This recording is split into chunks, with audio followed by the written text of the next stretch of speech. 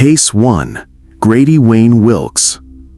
In the early hours of May 19, 2019, a quiet disturbance at the Arrowhead Mobile Home Park in Auburn, Alabama, would set off a chain of events that would forever change the lives of many.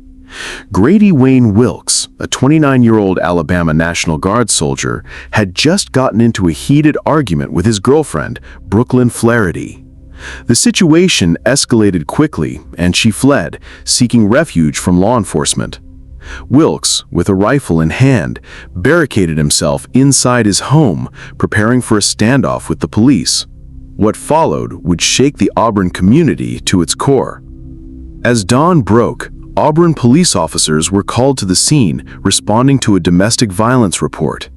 Officers William Buechner, Webb Sistrunk, and Evan Elliott arrived, unaware of the imminent danger that awaited them. Flaherty had already told officers that Wilkes was armed and dangerous, and the officers cautiously approached the trailer.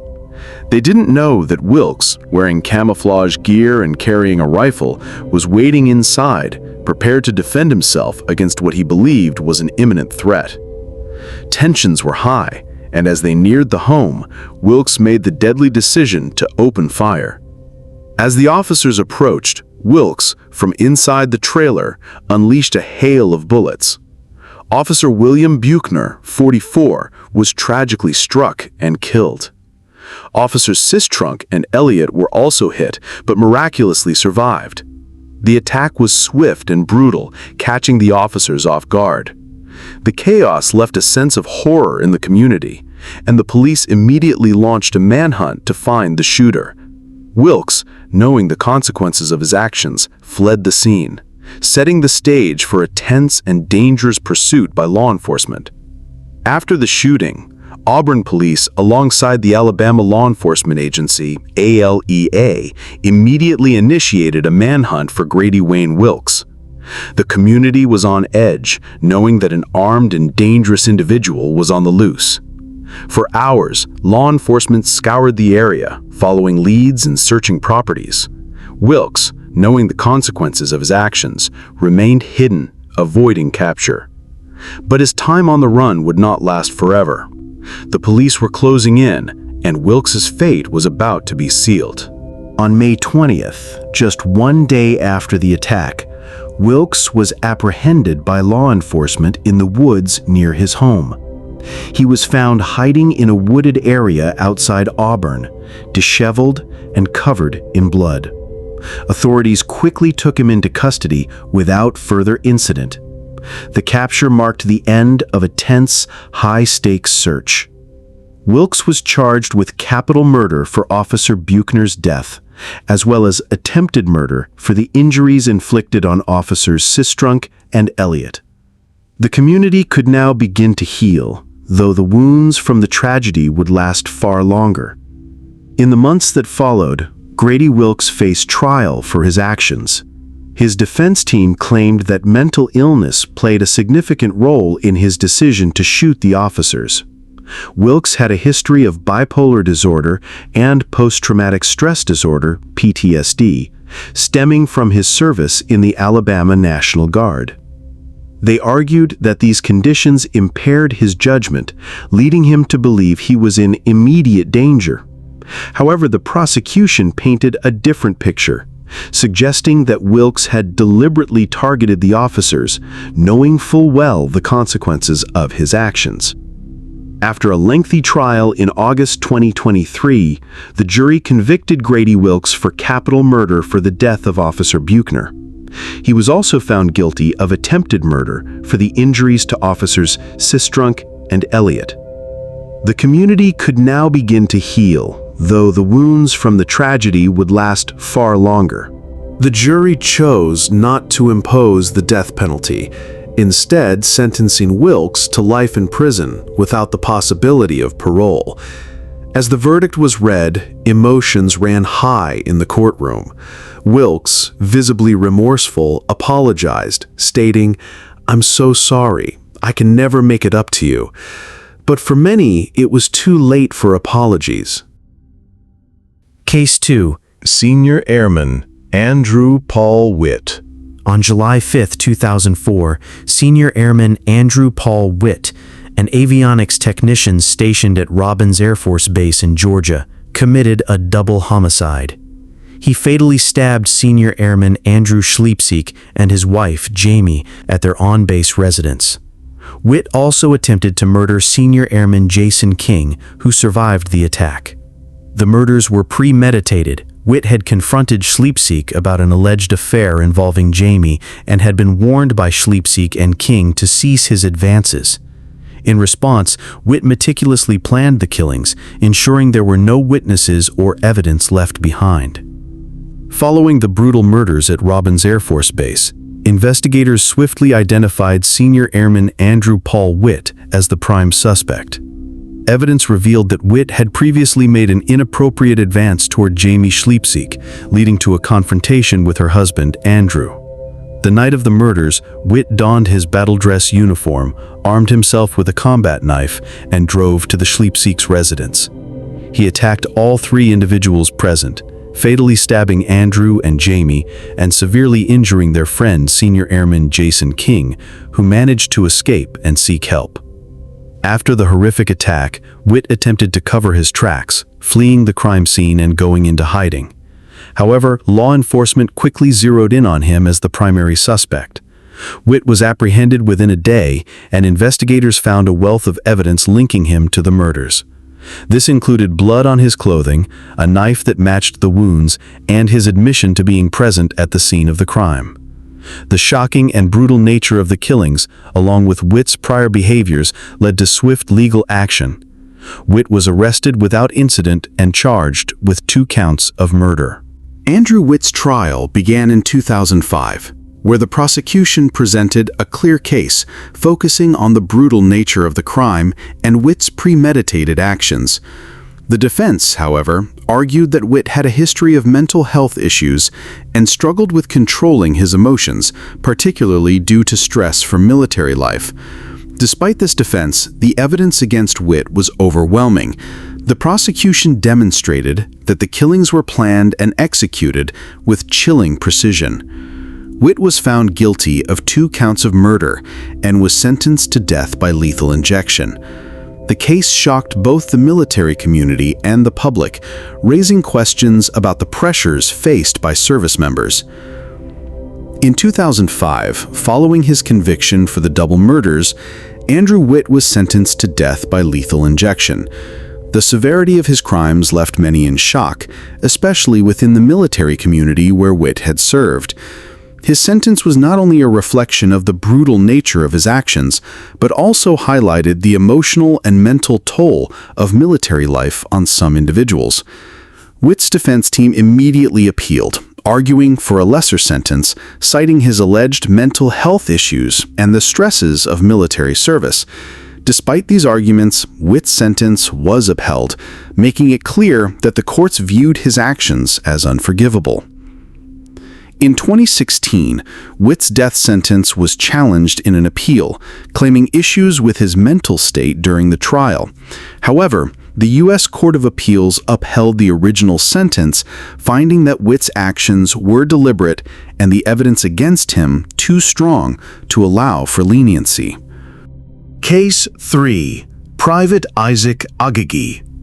In July 2011, Deirdre Aguigui, a 24-year-old Army linguist, was found dead while 7 months pregnant. Initially, her death was thought to be due to a blood clot, but further investigation revealed she had been asphyxiated. Her husband, Isaac Aguigui, claimed to have found her unresponsive, collecting $500,000 in insurance benefits. Suspicious evidence, including a text from Isaac to an ex-girlfriend, suggested foul play.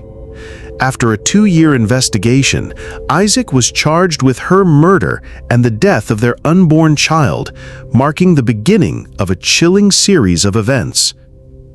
As the investigation into Deirdre's death continued, authorities discovered Isaac Aguigui's involvement with a secretive militia group called FEAR, Forever Enduring, Always Ready. The group, composed mostly of military personnel, had extremist views, focusing on anti-government beliefs. Isaac, who led the group, had been planning violent acts and dreamed of overthrowing the government. He had trained the group on weapons, tactics, and survival techniques, all while maintaining his military duties. Investigators soon realized that Deirdre's murder might have been part of a larger, more sinister plan. Isaac's plans went beyond Deirdre's murder. In August 2011, after his wife's death, Isaac and his militia group went on to commit the brutal killings of Michael and Tina S., a couple who had unknowingly supported the group financially. The two were ambushed, and their deaths were staged as a robbery gone wrong. The group used their savings to fund their illegal activities and purchase weapons. Isaac's role as a leader in fear began to unravel as investigators connected him to these murders, further solidifying the chilling extent of his criminal actions.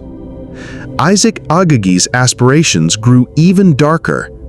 After the murders of Michael and Tina S., investigators discovered that Isaac was also plotting the assassination of a political figure. He and his militia group had discussed targeting high-profile individuals to incite a violent uprising. Authorities had been closely monitoring his movements, and soon they uncovered evidence that Isaac had even drawn up plans for an attack on military and government buildings. The shocking revelation of his intentions to carry out such an act prompted urgent intervention from law enforcement. In 2013, after months of surveillance and accumulating evidence, Isaac Aguigui was finally arrested. Law enforcement found him at his home with weapons, bomb-making materials, and detailed plans of attacks on government institutions. As investigators delved deeper into his network, they discovered that several of his militia members were also involved in the planning of these violent acts. Isaac's arrest was a critical moment in dismantling the fear group, preventing what could have been a larger-scale tragedy. Isaac Aguigui's trial began in 2014, and the prosecution presented overwhelming evidence against him. They highlighted the brutal murder of Deirdre, the plot to assassinate political figures, and the killings of Michael and Tina S. Isaac's defense was weak, and the jury found him guilty of multiple charges, including 2 counts of murder and conspiracy.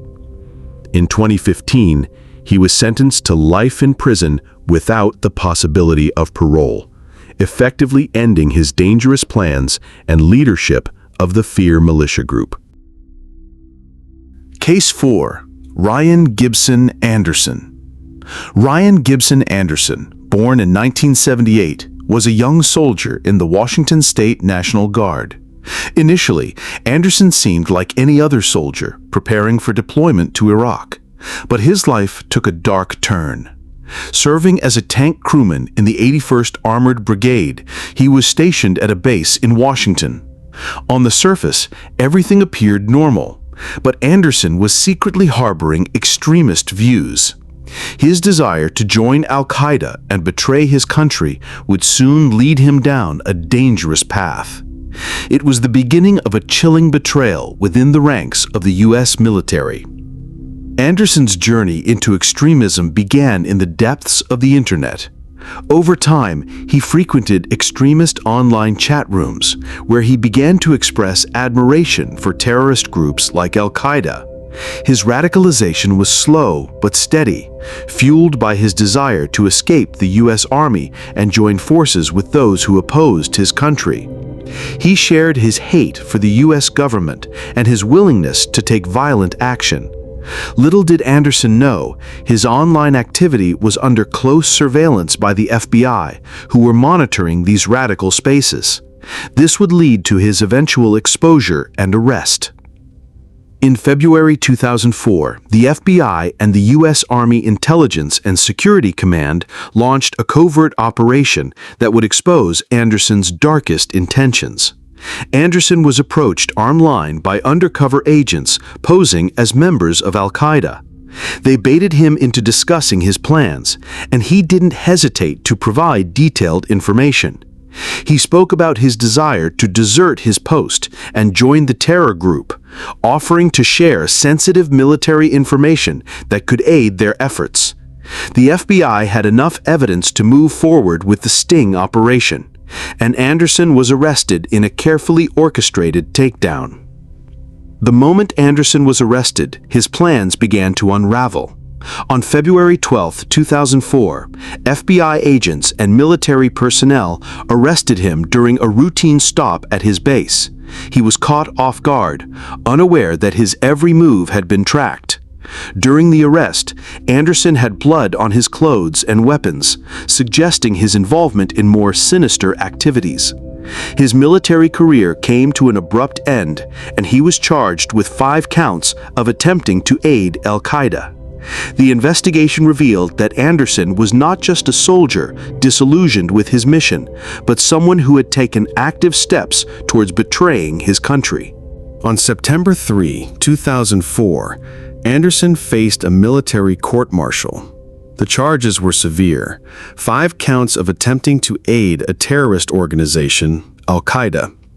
His defense team tried to argue that Anderson was suffering from mental health issues, including bipolar disorder and Asperger's syndrome. They claimed that he had been entrapped by the FBI's online agents. However, the prosecution dismissed these claims, arguing that Anderson's actions were premeditated and intentional.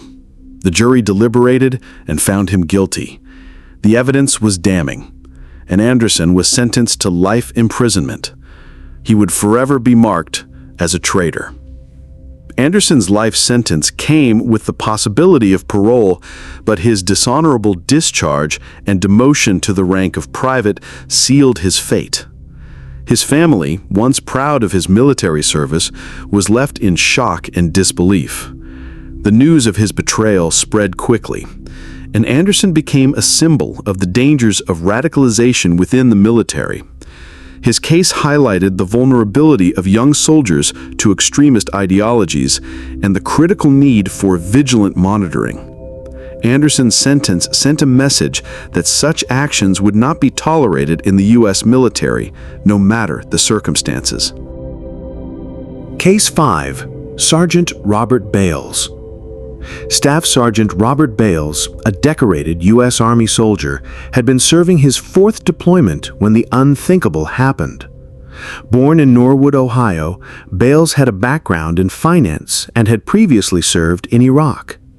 He was deployed to Afghanistan in 2011, stationed at Camp Balam Bay in Kandahar.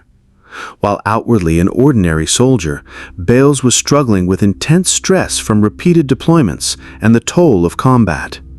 However, nothing could have prepared anyone for the horror that would unfold on March 11, 2012. On the night of March 11, 2012, Staff Sergeant Bales left his base under the cover of darkness. Armed with a rifle and a handgun, he ventured into the nearby Afghan villages of Al-Qazai and Najiban in the Panjwai district. The victims were mostly civilians, sleeping families in their homes. Bales methodically went from house to house, opening fire on the innocent residents. He killed 16 people, including 9 children, and left several others seriously wounded. In an unsettling twist, he set some of the bodies on fire before returning to his base, covered in blood, with his weapons in tow. After committing the brutal killings, Bales returned to Camp Balam Bay.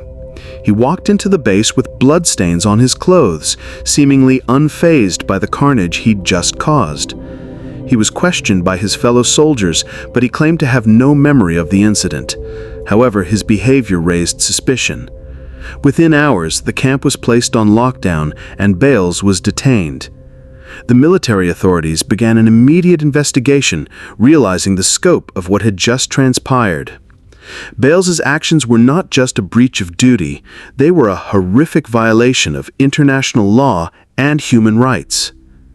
As the investigation into Bales's actions progressed, the military uncovered startling details. It became clear that the soldier had been under severe psychological stress. He had been struggling with multiple traumatic experiences, including the stress of previous deployments, personal issues, and the pressures of combat. However, the investigation also revealed that none of these factors could excuse the brutal killings of innocent civilians. The massacre shocked the world. The brutal nature of the killings, combined with the fact that they were carried out by a U.S. Army soldier, sent shockwaves through the global community. Families in Afghanistan mourned their lost loved ones, and the Afghan government condemned the attack, calling it a heinous act. The incident caused a rift in U.S.-Afghanistan relations, with many questioning the ethics of the military presence in the region. The American public was left grappling with how a trained soldier could commit such a horrific act of violence. Facing 16 counts of murder, Bales was offered a plea deal to avoid the death penalty. In June 2013, he pled guilty to all charges, accepting a life sentence in exchange for avoiding execution. The military court acknowledged the severity of his crime, but took into account his apparent psychological state at the time. The plea deal spared him the death penalty, but it ensured that he would spend the rest of his life in prison without the possibility of parole. The case raised difficult questions about mental health issues in the military and the consequences of repeated combat deployments. After his conviction, Bales was transferred to the United States and began serving his life sentence. He was imprisoned at the United States Penitentiary Leavenworth, a maximum security federal prison. His life in prison was marked by limited interaction with other inmates, as his crime made him a target for violence. Bales, who had once been a well-respected soldier, was now living the remainder of his life behind bars. His actions had forever altered the lives of those he killed and left an indelible mark on the U.S. Army. Case 6. Sergeant William Croitzer Jr. On November 19, 2026, a tragic incident unfolded in the heart of Baghdad, Iraq. Sergeant William Croitzer Jr., a U.S. Army soldier stationed in Iraq, was involved in the killing that would spark an investigation into war crimes. Croitzer, part of a larger military unit, was accused of shooting an unarmed Iraqi civilian. The shocking details of the case, including the motivation and events leading up to the murder, would later emerge during a military trial. As the case unraveled, it raised questions about military conduct and the psychological toll of warfare on soldiers. The night of the killing, Sergeant Croitzer was stationed in the Al-Ghazaliyah area of Baghdad, Iraq, a location that had seen frequent attacks and unrest. On that fateful night, Croitzer was allegedly on a routine patrol when he encountered an unarmed Iraqi civilian. The civilian, who was later identified as a man named Abdul Asattar, was allegedly in the wrong place at the wrong time. In a split second, Croitzer fired his weapon at the civilian, ending his life. The exact details of the interaction remained unclear, but Croitzer's actions would later be scrutinized by military officials. After the shooting, Croitzer's superiors conducted a preliminary investigation. The initial reports did not raise alarms, but further evidence soon surfaced, leading to a full-scale military inquiry. Witnesses came forward, and discrepancies between Croitzer's statement and the evidence on the ground led to more scrutiny. The investigation revealed disturbing details, including that Croitzer may have acted out of anger or frustration, emotions stemming from the daily stress and trauma of the Iraq War. His actions were seen by many as a violation of military conduct, and an official investigation into his conduct was launched. As the investigation progressed, it became clear that Croitzer was facing serious legal consequences. The military charged him with unlawful killing, a crime that could lead to a lengthy prison sentence or even the death penalty. The case caught the attention of the media, drawing attention to the broader issue of military conduct in war zones. Croitzer's defense argued that the shooting was an act of self-defense, but the prosecution contended that it was a deliberate, unprovoked killing. The court-martial proceedings would reveal the emotional strain that soldiers experienced during deployment. As the case unfolded, it gained national and international media attention. The killing was perceived as an example of the disturbing reality of military operations in conflict zones, where soldiers faced difficult decisions under extreme pressure. While some viewed Croitzer's actions as a tragic but understandable consequence of war, others were outraged, calling it an example of unnecessary violence. Public opinion was divided, with debate surrounding the rules of engagement and the mental state of soldiers under duress. The case became symbolic of the moral and ethical dilemmas soldiers faced during the Iraq War. Croitzer's court-martial was set in motion, and the proceedings became a spectacle. The courtroom was packed with reporters, military officials, and members of the public, all keen to see how the military would handle this serious charge. During the trial, Croitzer's defense painted a picture of a soldier overwhelmed by the pressures of war. They argued that Croitzer was suffering from post-traumatic stress disorder, PTSD, a mental health condition that many soldiers in Iraq struggled with. The prosecution, however, insisted that the killing was a clear violation of military law and conduct. After weeks of testimony, the court-martial reached its verdict. Croitzer was found guilty of the unlawful killing of Abdul Sattar, though the jury took into account his emotional and psychological state at the time. The judge sentenced him to a significant prison term, but it was clear that the sentence was meant to balance justice with understanding of the complexities of warfare. The verdict drew mixed reactions. Some believed the sentence was too lenient, while others felt it was a fair reflection of the pressures that soldiers like Croitzer endured in combat zones. Croitzer's case had far-reaching consequences beyond the courtroom. It sparked a wider conversation about the mental health of soldiers returning from combat zones and the rules of engagement during wartime. The case also highlighted the ethical challenges soldiers faced in high-stress environments.